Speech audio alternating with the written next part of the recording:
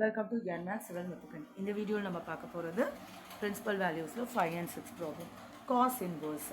Cos oda interval namakku principal range oda interval 0 to pi.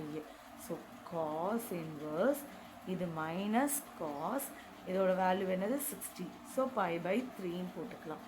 So cos minus theta வந்து நம்மளால minus cos theta cos minus theta எழுத முடியாது ஏன்னா ப்ளஸில் வந்துடும். ஸோ மைனஸ் காஸ் theta எப்போ வரும் அப்படின்னு பார்த்தா cos 180 minus theta. So 180 minus theta எந்த ரேஞ்சில் இருக்கும்? 180 மைனஸ்னால் செகண்ட் குவாட். ஸோ அங்கே காஸ் வந்து நெகட்டிவில் இருக்கும். ஸோ காஸ் இன்வர்ஸ் அப்போ இது எப்படி எழுதலாம்? காஸ் 180 பைன்னு எழுதியிருக்கேன். Pi minus 3 pi minus pi by 3. So cos inverse போயிடும். LCM எடுத்தா 3 pi minus pi divided by 3 which is 2 pi by 3. 2 pi by 3 na என்ன அர்த்தம்?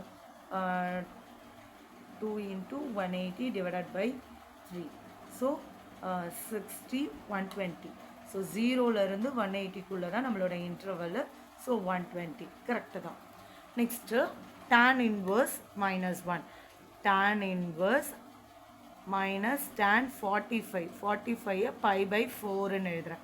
ஸோ ஏற்கனவே நம்ம பார்த்துட்டோம் இதோட இன்டர்வல் என்ன இருக்கணும்? Open interval of minus 90 to 90.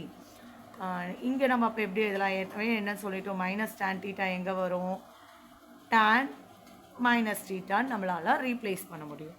So tan inverse tan minus pi by 4. So டேனோ கேன்சல் ஆகிடுச்சு. நம்மளோட principal value minus pi by 4. இப்போ நம்மளோட ஓப்பன் இன்டர்வலில் -90 to 90 தான் ரேஞ்சு. இது -45. ஓகே.